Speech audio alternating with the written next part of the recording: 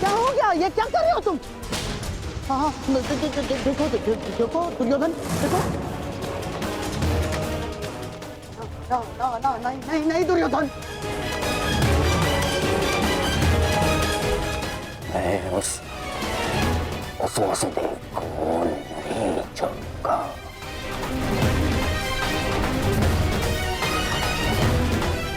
ना पांडवों को नहीं छोड़ूंगा। ये क्या कर रहे हो? क्या कर रहे हो तुम दुर्योधन? ईश्वर के लिए शांत हो जाओ। देखो कुछ नहीं होगा, मैं बता रहा हूँ, विश्वास रखो मुझ पर। आप शांत हो जाइए, अन्यथा मैं आपको शांत कर दूंगा। नहीं, देखो दुर्योधन। हाँ, शांत हो जाओ दुर्योधन। देखो तनिक सोचो, पौंड्रक के जाने से हमें कोई हानि नहीं पहुंची है दुर्योधन। इस संसार में हर कोई अपना एक प्रयोजन लेकर आता है और पौंड्रक ने भी यही किया। पौंड्रक का केवल एक ही प्रयोजन था कि वो मद्रराज शल्य को भ्रमित कर दे, और पौंड्रक ने अपने जीवन का प्रयोजन सिद्ध कर दिया है दुर्योधन। अब हमारे पास 11 अक्षौणी सेना है और पांडवों के पास केवल 7 दुर्योधन, केवल 7। अब ये विलाप का समय नहीं है, उत्सव का समय है। उत्सव मनाओ। वो तो ठीक है मामाश्री, परंतु मैं उस वासुदेव का कौतुक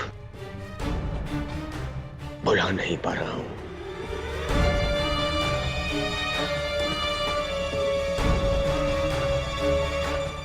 हाँ, देखो सब ठीक हो जाएगा दुर्योधन। हाँ, तुम बैठो। अब ये सब कुछ छोड़ो ना दुर्योधन। देखो, युद्ध में वो कृष्ण छलिया कुछ नहीं कर पाएगा। पूछो क्यों? तो निहत्था है वो। अब इस समय हमारा पक्ष सबल है, हमारा पक्ष, और पासा हमारे हाथ में है दुर्योधन, हमारे हाथ में। कैसा पासा? अब देखो, कल युद्ध के नियम निर्धारित किए जाएंगे। ऐसे नियम बनाऊंगा कि पांडव पक्ष आ जाएगा, और फिर वो छलिया कुछ नहीं कर पाएगा वो छलिया।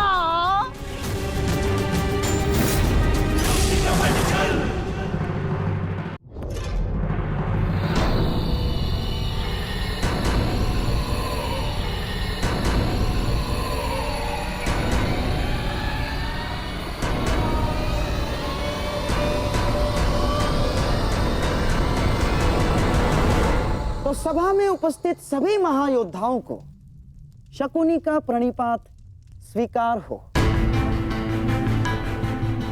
जैसे कि हम सब जानते हैं कि हम सभी एक महायुद्ध में भाग लेने जा रहे हैं, परंतु बड़े खेद के साथ एक बात सूचित करना चाहूंगा इस सभा में। जैसे कि हम अर्थात कौरवों पर हमेशा से, सदा से लांछन लगते आ रहे हैं, आरोप लगते आ रहे हैं कि हम छल करते हैं, हम कुचक्र करते हैं, हम षड्यंत्र रचते हैं, है ना वासुदेव? चाहे वो युद्ध हो या युद्ध। इसीलिए आपके मन से वो भ्रम निकालने के लिए इस खुली सभा का आवाहन किया गया है। तो वासुदेव, क्या आपकी अनुमति है? एक चतुर गुरु जब गुरुकुल से कुछ समय के लिए बाहर जाए तो वो आश्रम के सबसे योग्य शिष्य को उसका उत्तरदायित्व कभी नहीं देता। वो आश्रम के सबसे नटखट शिष्य को ही इसका उत्तरदायित्व सौंपता है।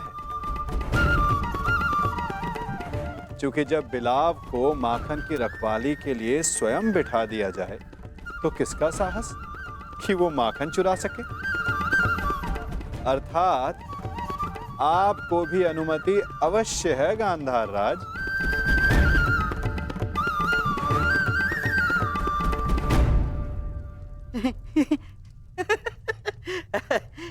वासुदेव, आपका विनोद समझने में मैं असक्षम हूं। मेरे कहने का आशय मात्र केवल इतना है गांधार राज कि मैं आपके वचनों से सहमत हूं। यद्यपि युद्ध सीमा बढ़ाने या सीमा पर अतिक्रमण रोकने के लिए होता है, तो युद्ध के नियम और सीमा निश्चित कर लेना आवश्यक है।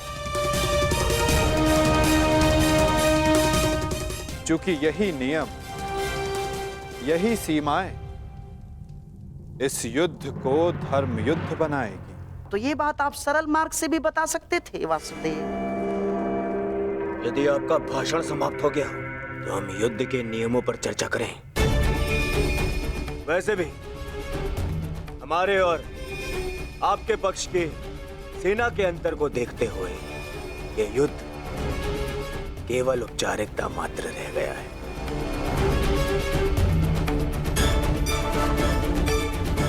नियम बने या ना बने, हमारी विजय निश्चित है।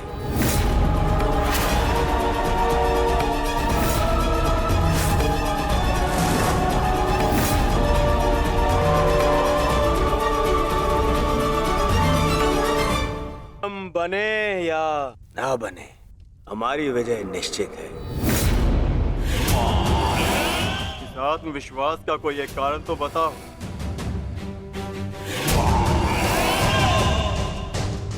खाता दुर्योधन, मैं एक नहीं, दो नहीं, तीन कारण बताता हूं। जो समझ आए चुन लेना।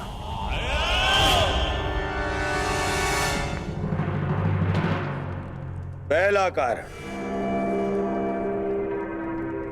पितामह भीष्म, जिन्हें इच्छा मृत्यु का वरदान है।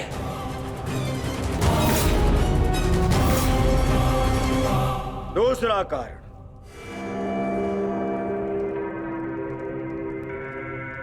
आचार्य द्रोण, जिन्होंने तुम पांडवों को शस्त्र संधान की शिक्षा दी।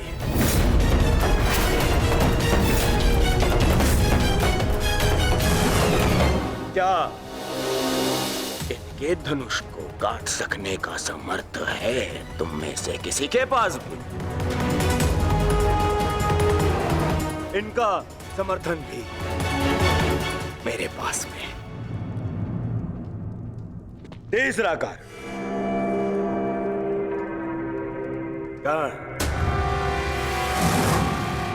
ब्रह्मास्त्र, ब्रह्मांडास्त्र और ब्रह्मशिरास्त्र जैसे अस्त्रों से सज्जित है मेरा मित्र कर्ण, जिसका बाण तुम्हें विजय प्राप्त करने नहीं देगा और जिसका कवच मुझे पराजित नहीं होने देगा।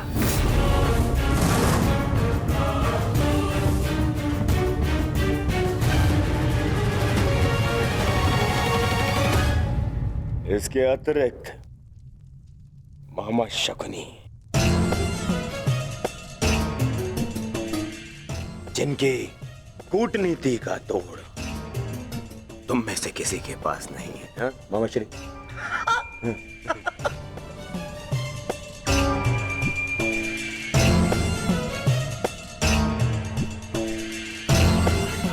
भद्रराज शैल्य, नारायणी सेना। अब अरे ये तो 3 से अधिक कारण हो गए, है ना अर्जुन? जिसके पास इतने सारे कारण हो उसे कौन पराजित कर सकता है?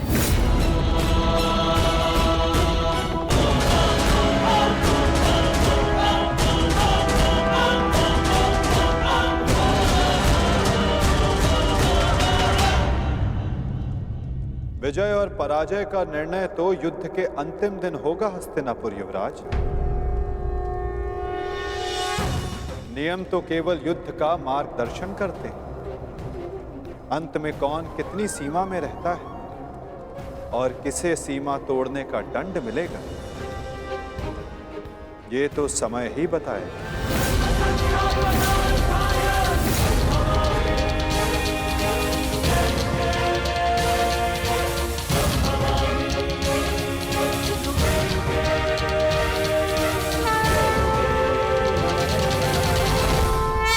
का निर्णय तो युद्ध के अंतिम दिन होगा हस्तिनापुर युवराज।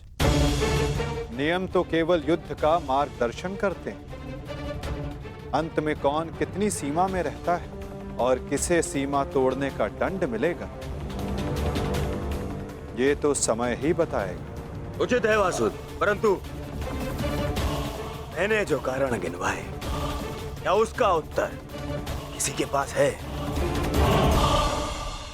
अर्जुन, भीम, युधिष्ठिर, किसी के पास उत्तर नहीं है। उत्तर मेरे पास है दुर्योधन।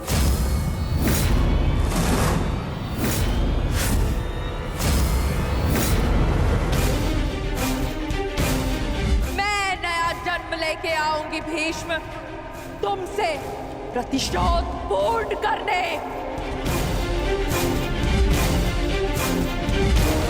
देवी अंबा, प्रतीत होता है गांधारी नंदन युद्ध को भी युद्ध समझ बैठे हैं। युद्ध के पासे भले ही किसी एक के संकेत पे पड़ते हो, परंतु युद्ध के पासे कभी भी पलट सकते हैं। उत्तम विचार द्रुपद नंदिनी, परंतु एक बात समझ में नहीं आई। आप यहाँ क्या कर रही हैं? यहाँ युद्ध के नियम बन रहे हैं, आभूषण नहीं। मेरे आभूषण मेरे अस्त्र है गांधार नरेश। रहा आपके प्रश्नों का उत्तर कुमार दुर्योधन, तो मैं आपको बता दूं कि पांडव पक्ष में आपके हर योद्धा की काट है।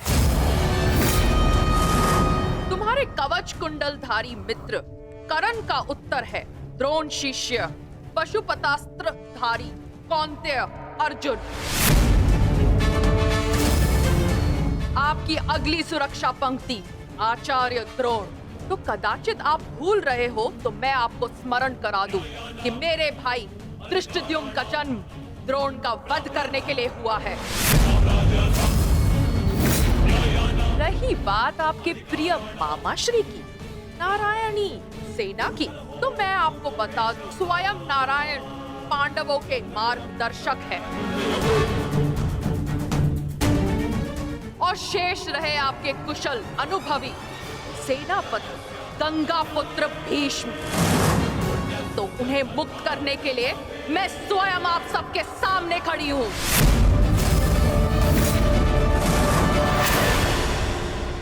महाबली भीष्म को संसार भीषण से भीषण अपनी प्रतिज्ञा से जानते हैं, तो उन्हें यह प्रतिज्ञा भी निभानी होगी कि वो मेरे सामने शस्त्र नहीं उठाएंगे। तो कौरव दल स्वागत कीजिए पांडव पक्ष के सेनापति वीरांगना शिखंडिनी का। अद्भुत पांचाल कुमारी, अद्भुत। परंतु यह समय युद्ध की ललकार देने का नहीं है। यहाँ हम युद्ध के नियम निर्धारित करने के लिए बैठे हुए हैं, इसीलिए आप अपना स्थान ग्रहण करें। तो अब बिना किसी विलंब के युद्ध के नियम निर्धारित करने के लिए चर्चा की जाए। जैसे कि कुरुकुल की रीति रही है कि सदैव सबको समान अवसर दिया जाए, इसीलिए युद्ध के नियम निर्धारित करने के लिए भी हम कौरवों की तरफ से सभी उपस्थित महायोद्धाओं को नियमों का सुझाव देने का समान अवसर दिया जाएगा।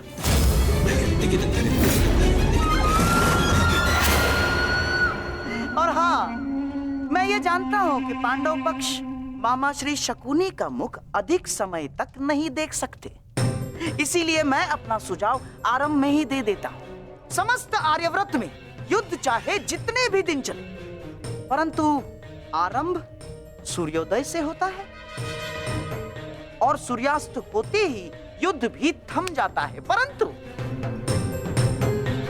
परंतु इस बार नियम में एक छोटा सा परिवर्तन होगा।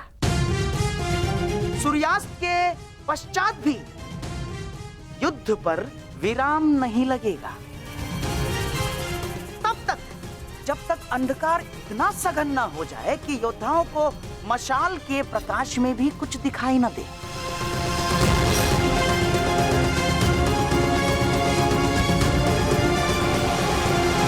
स्वीकार है, परंतु स्मरण रहे मामाश्री, यह नियम सब पर प्रभावी होगा। जब तक अंधकार में मैं देखने में असक्षम ना हो जाऊं, मैं प्रहार करता रहूंगा। और स्मरण तो आपको है ही कि अंधकार में भी अर्जुन अपने लक्ष्य से कभी नहीं चूकता। मेरा भी एक सुझाव है। युद्ध में घायल या लड़ने में असमर्थ या निरस्त्र हुए योद्धा पर विपक्षी प्रहार नहीं करेगा। अति उत्तम मित्र, हमें स्वीकार है। अद्भुत अंगराज, आपका न्याय दर्शन तो सराहनीय है। हमें आपका यह नियम स्वीकार है। समान पद वाले योद्धा समान पद के योद्धाओं से द्वंद्व करेंगे। रथी रथी से द्वंद्व करेंगे, महारथी महारथी से द्वंद्व करेंगे, अश्वरोही से अश्वरोही द्वंद्व करेंगे और गजरोही से गजरोही द्वंद्व करेंगे। एक योद्धा केवल एक योद्धा से युद्ध करेगा। गुट बनाकर कोई भी किसी एक पर आक्रमण नहीं करेगा। किसी के पीठ पीछे कोई प्रहार नहीं करेगा।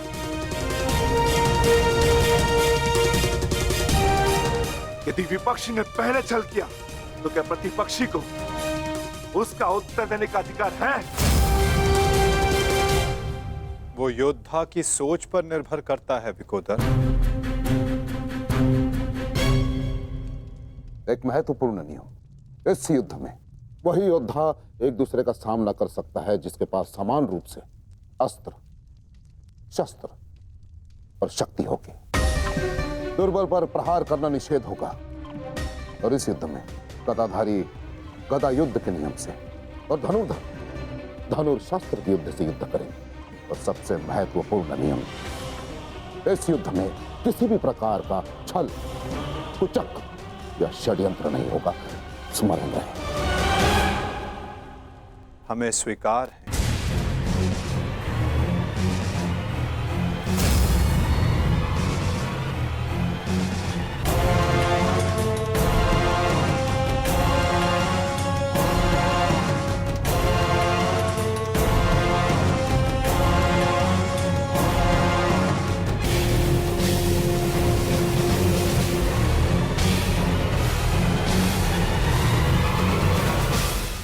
युद्ध के सारे नियम निर्धारित हो चुके हैं, परंतु अभी भी पांडव पक्ष से मुझे एक छोटी सी समस्या है।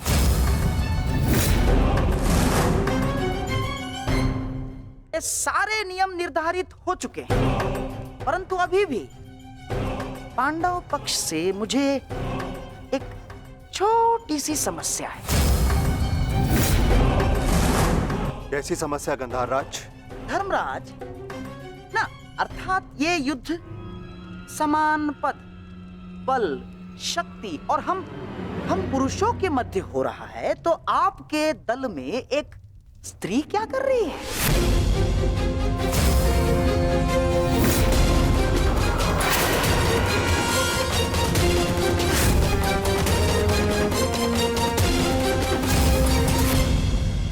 ना, पुरुषों के युद्ध में एक स्त्री का भाग लेना युद्ध के नियमों के विपरीत है धर्मराज। ये नियम आप जैसे द्रुत पुरुषों ने बनाए हैं। जो स्त्री को तुच्छ मानते हैं, केवल वस्तु मानते हैं।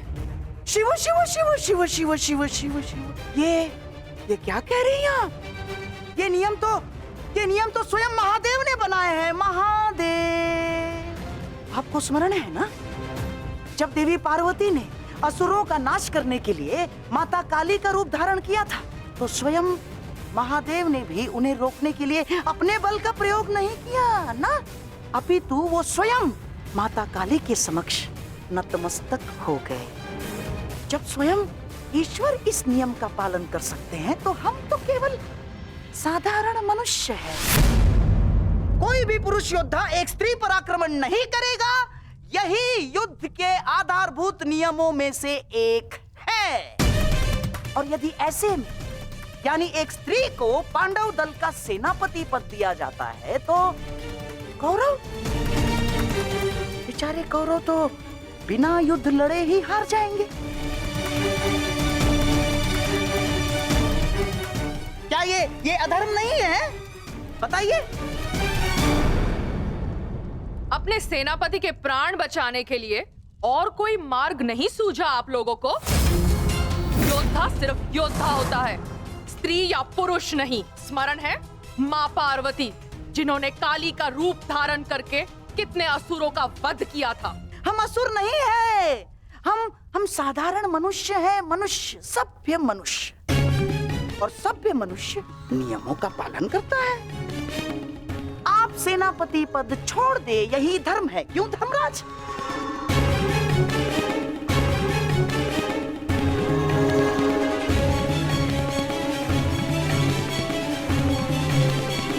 हाँ, तो सबके समक्ष युद्ध के सभी नियम निर्धारित हो चुके हैं। हाँ, परंतु अभी भी किसी के मन में शंका कुशंका हो तो यहाँ अपने विचार प्रकट कर सकते हैं।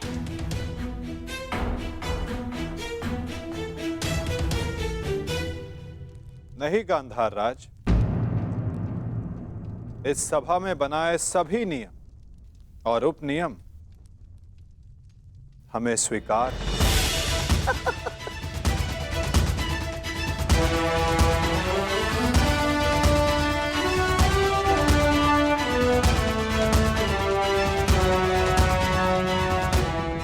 प्रणिपात। प्रणिपात।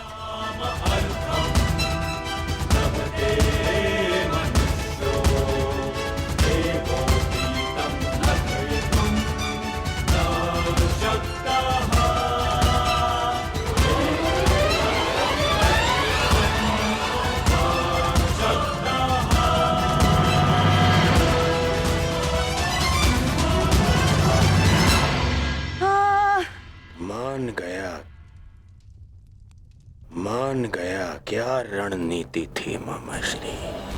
आपकी रणनीति को मैं मान गया मामाश्री। आपकी रणनीति का उत्तर तो आज कृष्ण के पास भी नहीं था। पूरी युद्ध की व्यूहरचना ही बदल दी आपने साधु। साधु। परंतु सुनो, अब ये साधुवाद देने में समय व्यर्थ ना करो दुर्योधन। हमें केवल ये युद्ध आरंभ ही नहीं करना है, अपितु इस युद्ध को जीतना भी है। और युद्ध में विजय प्राप्त करने के लिए अनुकूल परिस्थितियां बनानी पड़ती हैं।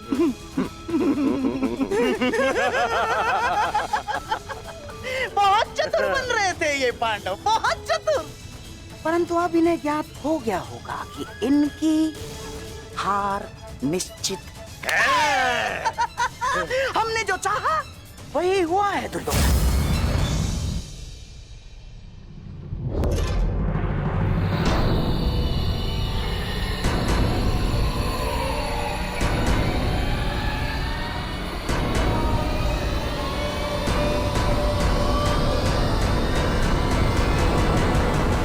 दीना अपनी कायरता, गंगा पुत्र।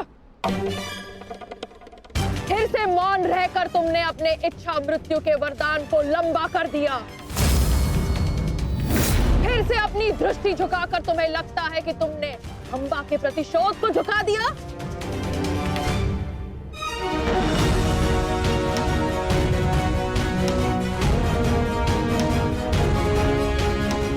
आज सिद्ध कर दिया तुमने कि जब अपने प्राणों का प्रश्न आएगा तो गंगा का बेटा भी अधर्म का मार्ग चुन सकता है। ये आशा तो माँ गंगा को भी आपसे ना होगी। ना मैंने नियम बनाए हैं, ना मैं कायर हूं, और ना ही अधर्म के मार्ग पर। मैंने तुम्हें वचन दिया था अम्बा देवी कि जिस समय मेरे जीवन का कोई उद्देश्य शेष नहीं रहेगा, मैं तुम्हें वो शक्ति प्रदान करूंगा कि तुम मेरे इस जीवन का अंत कर सको। अब वो समय आ गया है। तुम्हें कदाचित विश्वास न हो, परंतु मुझे आशा है कि कुरुक्षेत्र में तुम मुझे मेरे भार से मुक्ति दिला दो। वरदान से मुक्ति जो मेरे लिए श्राप बन गया, उस मौन से मुक्ति जो पाप बन गया है भीष्म। मेरे अंदर कोई आशाएं शेष नहीं। यदि शेष है तो केवल इस युद्ध का शाप। आपको इतना व्यथित देखकर बड़ी शांति मिली गंगा पुत्र। दाचित, आपको अब अनुभव हो गया है कि कैसा प्रतीत होता है जब मनुष्य के जीवन में कोई आशा, कोई उत्साह न रहे। स्मरण है भीष्म, यही मेरे जीवन के साथ किया आपने। एक वचन के लिए मेरा पूरा जीवन भस्म कर दिया। परंतु एक बात स्मरण रखना, इतनी सरलता से मैं अपने शत्रु को मुक्त नहीं होने दूंगी। मेरी प्रतीक्षा करोगे तुम गंगा पुत्र कि मैं कब तुम्हें मुक्त करूं। हर पल एक जन्म के समान होगा और प्रतीक्षा का आरंभ होता है अब।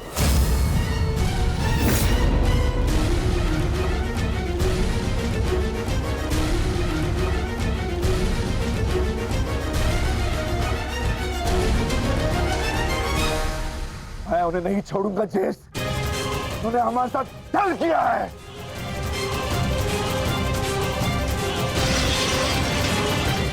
दादा भीम, शांत हो जाइए। ठहरो भीम, ये मेरा आदेश है।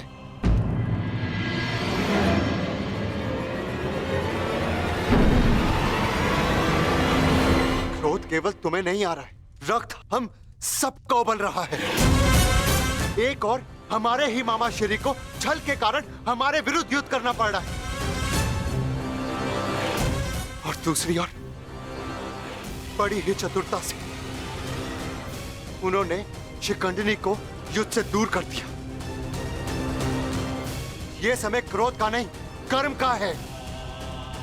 इस समय कौरव सेना के पास 11 क्षणी सेना है और हमारे पास केवल 7। इस समय हमें हमारी शक्ति को एकत्रित करना होगा।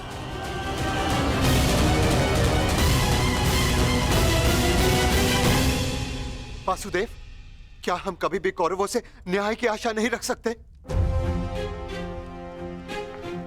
गांधार राज और दुर्योधन से तो हम न्याय की आशा नहीं रख सकते, परंतु अंगराज कर्ण से, दानवीर कर्ण से आशा अवश्य की जा सकती है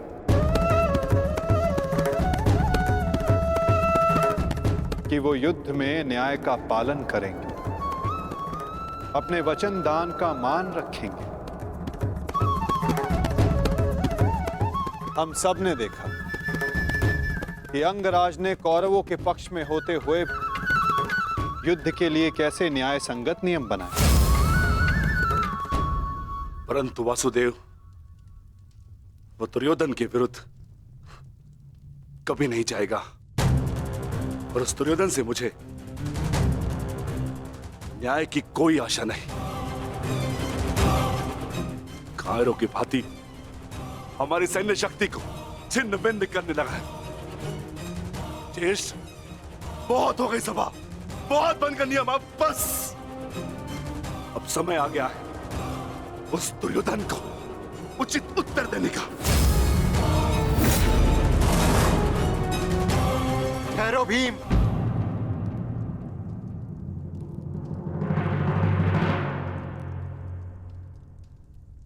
युद्ध का समय अभी नहीं हुआ है अनुज। ज्येष्ठ, मैं तो केवल आपकी आज्ञा का पालन करने जा रहा हूं।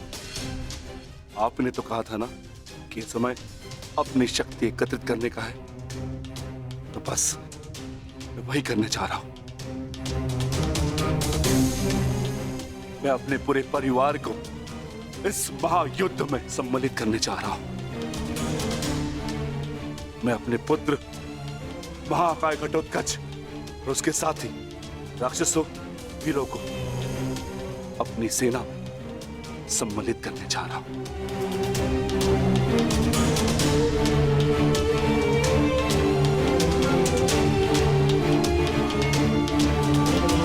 तुम उचित कह रहे हो अनुज। तुम्हें शीघ्र अतिशीघ्र यहां से प्रस्थान करना चाहिए।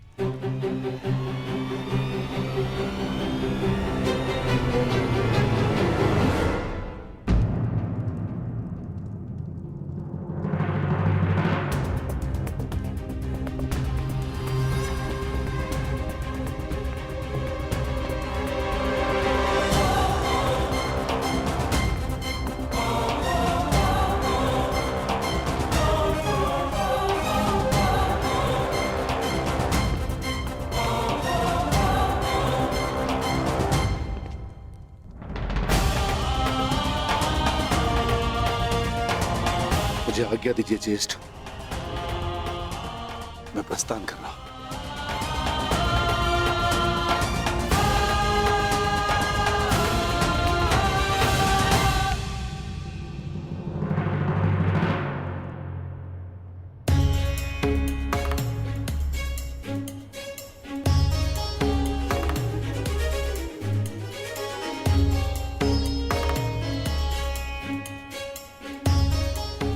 प्रणिपात वासुदेव। मैं अपने पुत्र को लेने जा रहा हूं, आशीष दीजिए।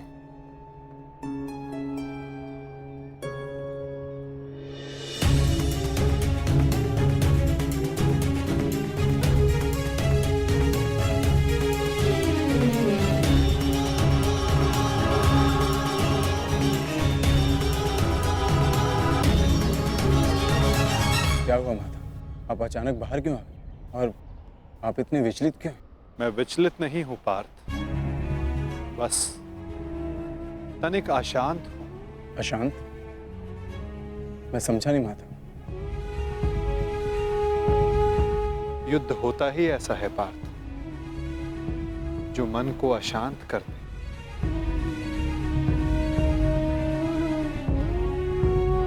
समय एक बहती धारा के समान होता है पार्थ।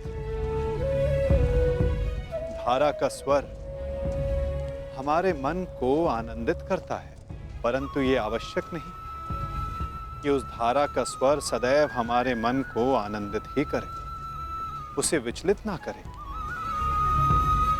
फिर ये विचलन क्यों माता?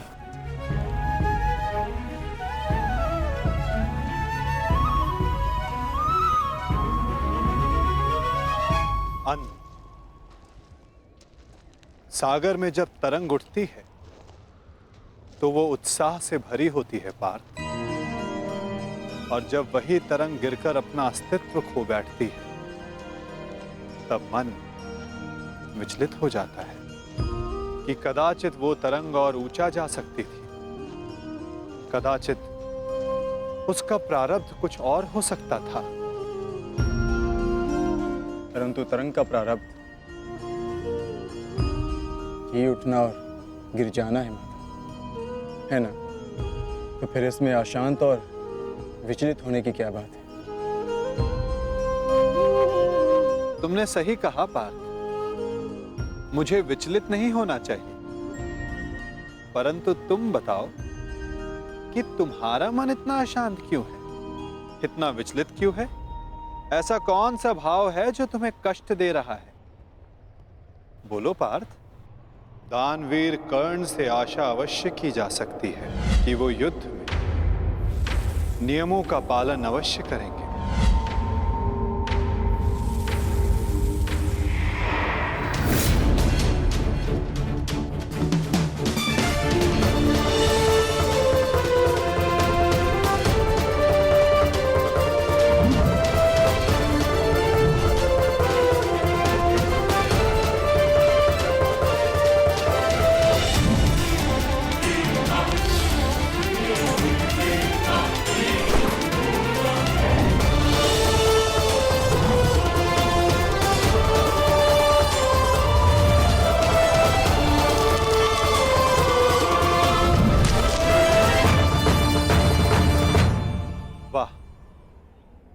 कितना अद्भुत धनुधर है ये।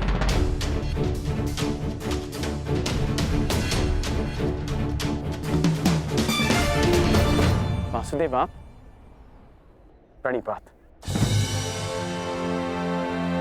ये मेरा सौभाग्य है कि मैं आपसे टकराया।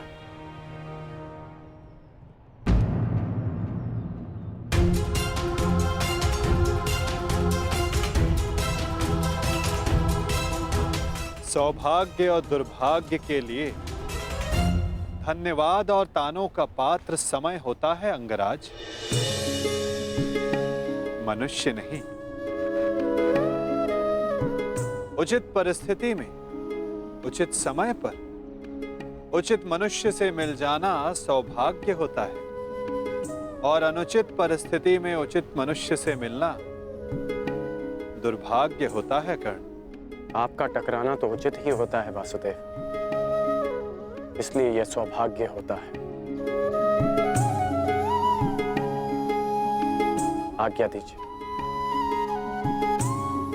प्रणिपात।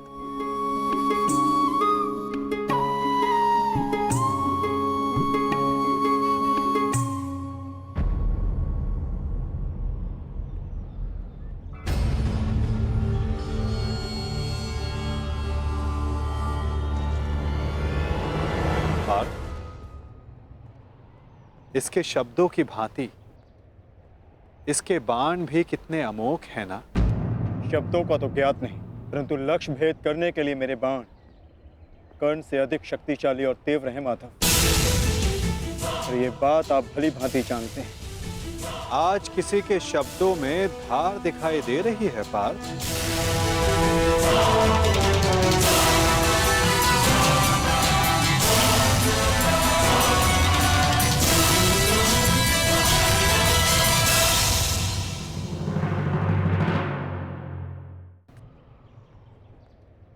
इसके शब्दों की भांति इसके बाण भी कितने अमोघ हैं ना।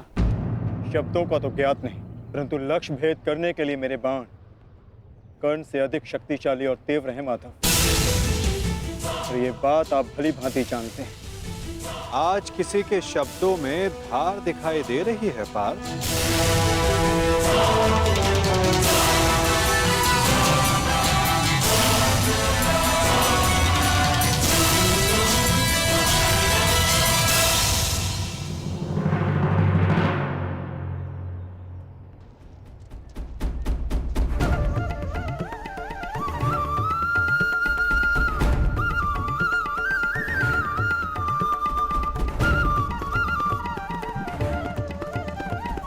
अब बता भी दो अपने सखा को, ऐसी कौन सी बात है जो प्रतिपल तुम्हें और अधिक अशांत किए जा रही है पार्थ? आप तो ऐसे कह रहे हैं माधव, जैसे कि आप तो कुछ जानते ही नहीं। कैसे जानूंगा? मैं कोई अंतर्यामी थोड़ी ना हूं। वाह माधव, जो संसार में कोई नहीं देख सकता उसे आप देख लेते हैं, जो सबके समक्ष है उससे अनजान होने का अभिनय करते हैं। आप भली भांति जानते हैं इस बात को कि मैं इतना व्यग्र क्यों हूं, क्यों आपके विचारों पर, आपके समय पर उसका अधिकार है। क्यों माधव, क्यों?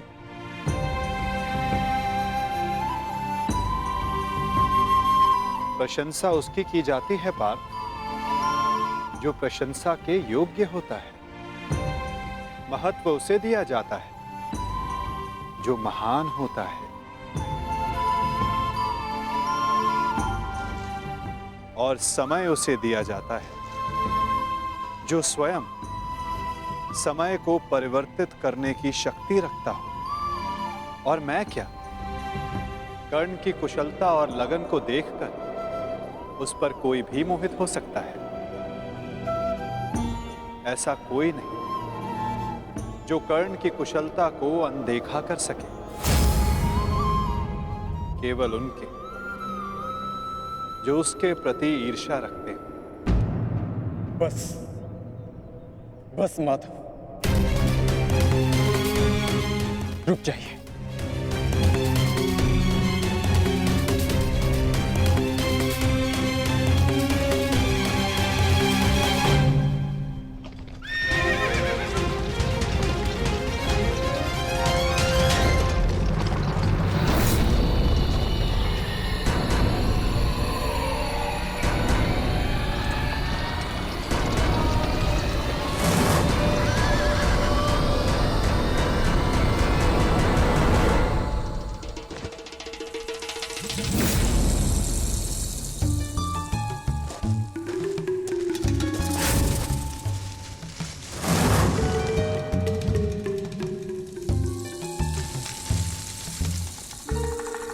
कौन है वहां? कौन है जो मेरा पीछा कर रहा है? यदि साहस है तो सामने आ। आपको लगता है कि मुझे कर्ण से ईर्ष्या है, परंतु मुझे कर्ण से ईर्ष्या क्यों होगी माता? मैं भी मानता हूँ कि वो एक महान धनुर्धारी है और इस बात का मैं सम्मान भी करता हूँ, इसलिए उसके साथ अपना अधूरा धन पूर्ण करना चाहता हूँ। परंतु माता, आप कैसे भूल सकते हैं वो अर्जुन ही था जिसने विराट युद्ध में कर्ण को पराजित किया था। वो अर्जुन ही था जिसने कर्ण के रहते हुए पांचाली के स्वयंवर को विजित किया था। मैं स्वीकार करता हूं कि कर्ण एक महान योद्धा है, धनुर्धारी, परंतु मुझे आज तक उसमें कोई अद्भुत बात नहीं दिखी। परंतु आज एक विचित्र बात का भान अवश्य हुआ है कि आपके हृदय में अर्जुन से अधिक कर्ण बसता है।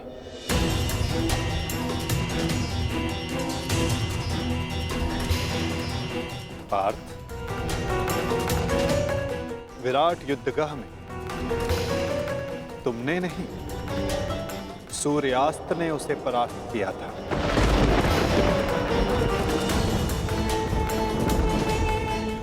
पांचाली के स्वयंवर एक सूत के प्रति क्षत्रियों के दीर्घाह ने जीता।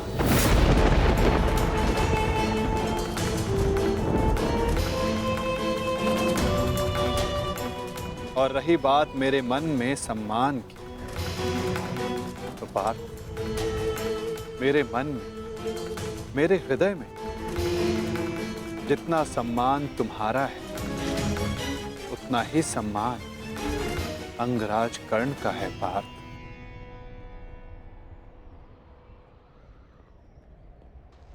जलधारा की शक्ति का अनुमान उसकी सतह को देखकर नहीं लगाया जा सकता। पार्थ,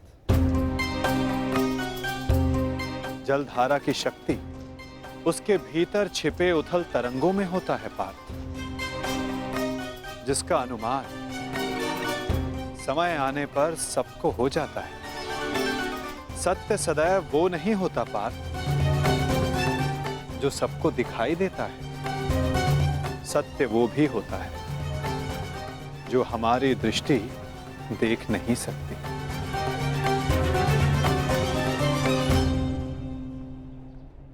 और बहुत शीघ्र तुम्हें उसका अनुमान भी हो जाएगा।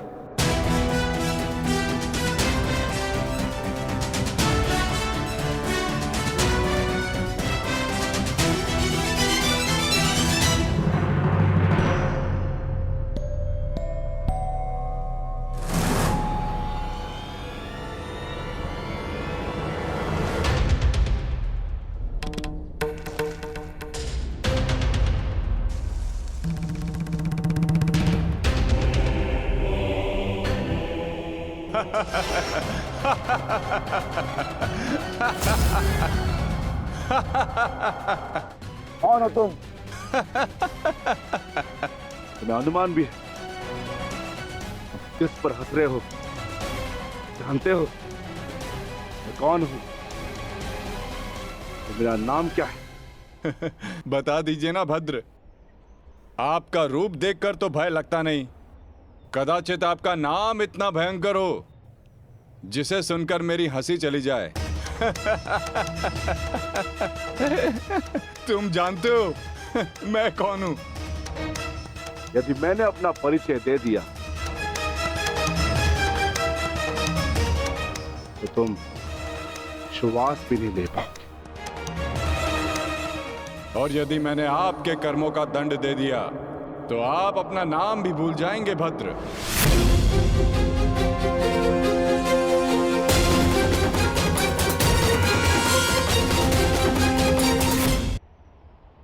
और यदि मैंने आपके कर्मों का दंड दे दिया तो आप अपना नाम भी भूल जाएंगे भद्र।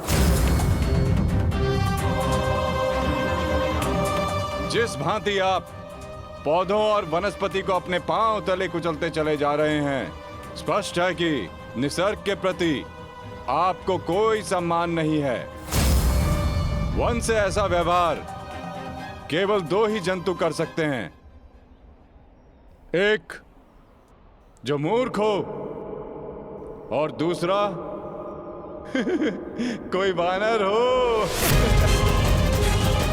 इसीलिए सोच रहा हूं कि आप कोई मूर्ख हैं या फिर कोई वानर। मूर्ख, तुम्हें तुम्हारी मृत्यु यहाँ खींच लाइए।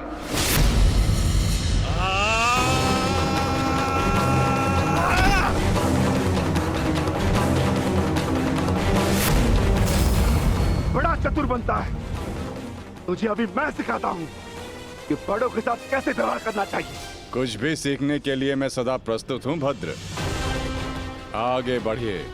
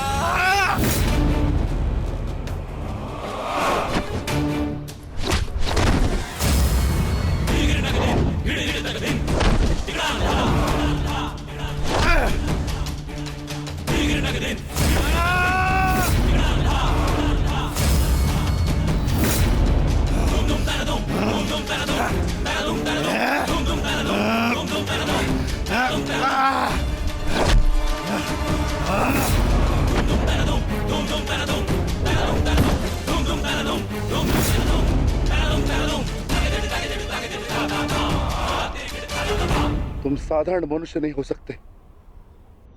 कौन हो? कौन हो तुम?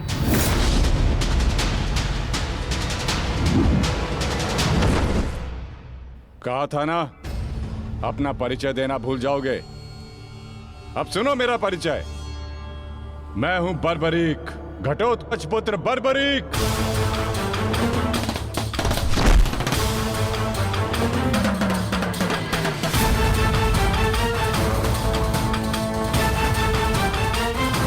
बालक, अपना परिचय देने से पूर्व मेरा नाम तो जान लेते।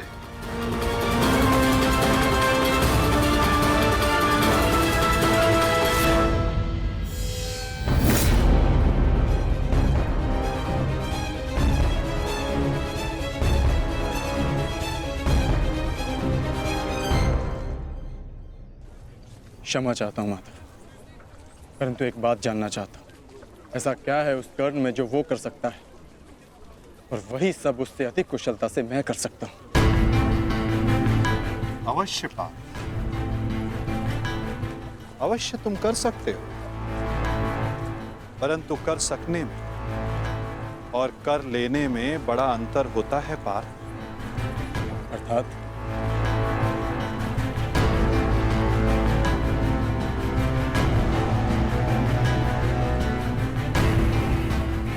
शब्द और अर्थ के फेर में मत पड़ो पार्थ, उससे कोई लाभ नहीं होता। नहीं माधव, लाभ है। बहुत गुणगान सुन लिया कर्ण का।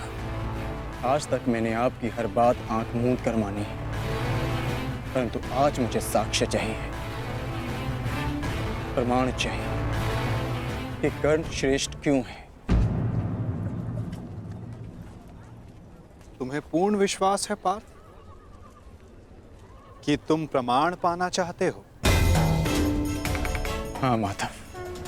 ठीक है अर्जुन, मैं तुम्हें सिद्ध करके दिखाता हूं। कदाचित उसके पश्चात तुम्हें विश्वास हो जाए। यदि फिर भी विश्वास ना हुआ तो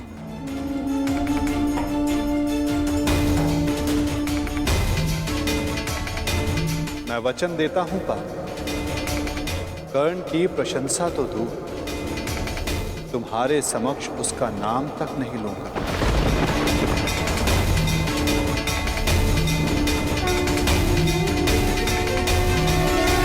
साक्ष्य चाहिए कि कर्ण श्रेष्ठ क्यों है।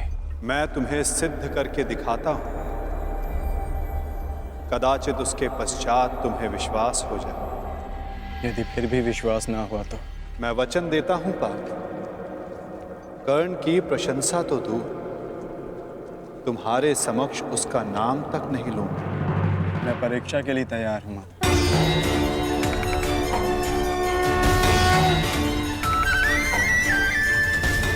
उन दो पर्वतों को देख सकते हो पार्थ?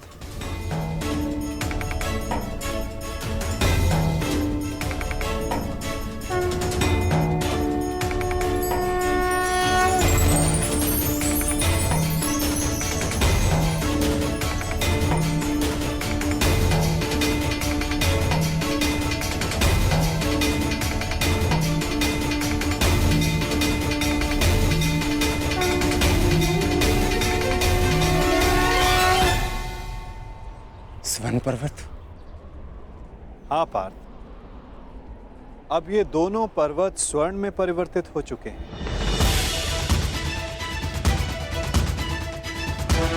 अति सुंदर। स्वर्ण वो वस्तु होती है पार्थ जिसे हर कोई अर्जित करना चाहता है।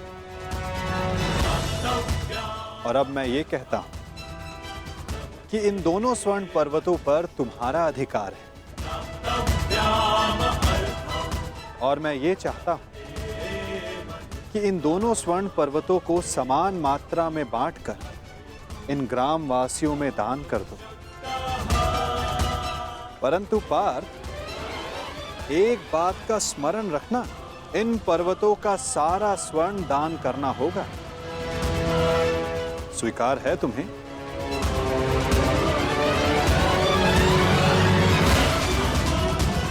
मुझे स्वीकार। आज्ञा दीजिए मां। ग्रामवासियों,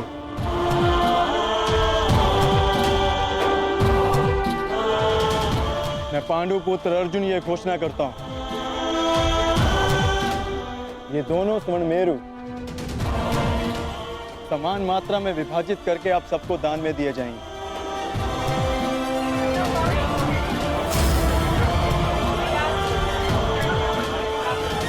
इसलिए आप एक पंक्ति में खड़े हो जाएं और अपना अपना भाग लेकर आगे जाएं। और विश्वास रखिए, सबको समान मात्रा में स्वर्ण मिलेगा। पांडु पुत्र अर्जुन के, पांडु पुत्र अर्जुन के, पांडु पुत्र अर्जुन के, पांडु पुत्र अर्जुन के।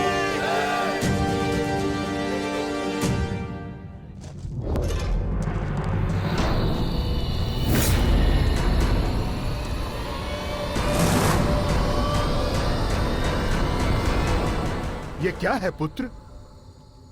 अब कौन सी समस्या उठा लाए अपने कंधे पर? हाँ बार्बरिक, कौन है ये?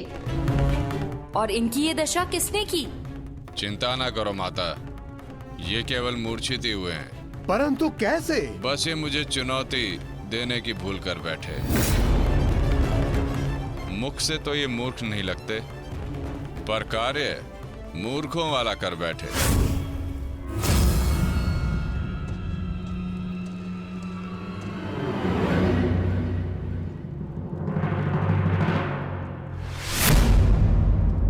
पिताश्री, पिताश्री, पिताश्री, पिताश्री, पिताश्री, मारवी पानी लेके आओ। क्या हुआ पिताश्री? क्या हुआ? ये क्या अनर्थ कर डाला तुमने? तुम्हें पता भी है ये कौन है? ये पिताश्री है मेरे, तुम्हारे पितामह मध्य पांडव महाबली भीम है ये, जिनका सम्मान करना चाहिए उन पर प्रहार कर उनको अपमानित कर दिया। लज्जा आती है मुझे कि तुम मेरे पुत्र हो। हाँ, जो तुमने किया वो मूर्खता नहीं, पाप है।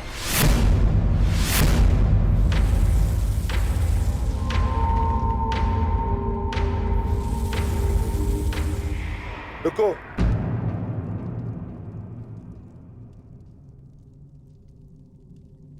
पिताश्री, मैं अपने मूर्ख पुत्र की ओर से क्षमा मांगता हूं। क्या ये मेरा पौत्र है? प्राणिपात पितामह, अपनी उद्दंडता पर मैं लज्जित हूं।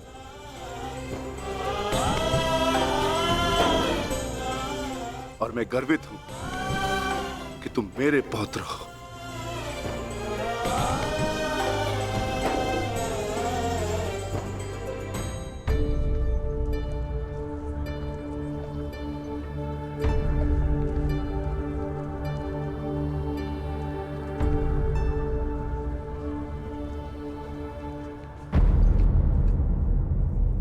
जिस भीम को जरासंध भी परास्त नहीं कर पाया, उसे धूल चटाकर बार्बरिक ने यह सिद्ध कर दिया वो कुशल योद्धा है। मैं बहुत प्रसन्न हूं ये जानकर कि तुम्हारी धमनियों में मेरा रक्त बह रहा है। जीते रहो पुत्र। आज बहुत समय के पश्चात तुमसे द्वंद्व करके मुझे बहुत आनंद आ गया। परंतु पिताश्री, आपके यहां आने का प्रयोजन क्या था? प्रयोजन है पुत्र, और वो प्रयोजन तुम्हें और बार्बरिक को सिद्ध करना होगा। आदेश दीजिए पिताश्री।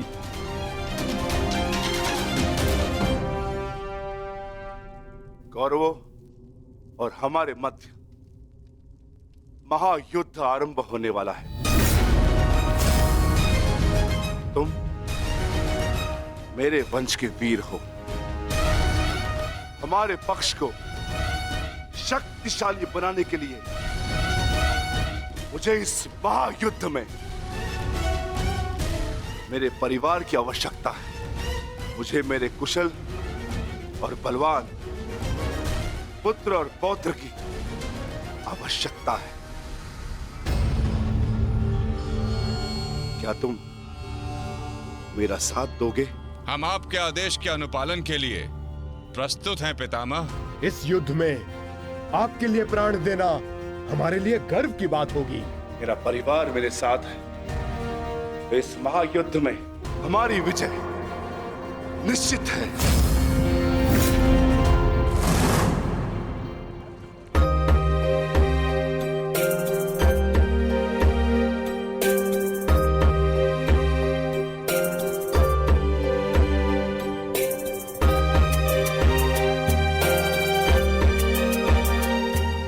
ये लोग तो पहले भी अपने भाग का स्वर्ण ले चुके हैं।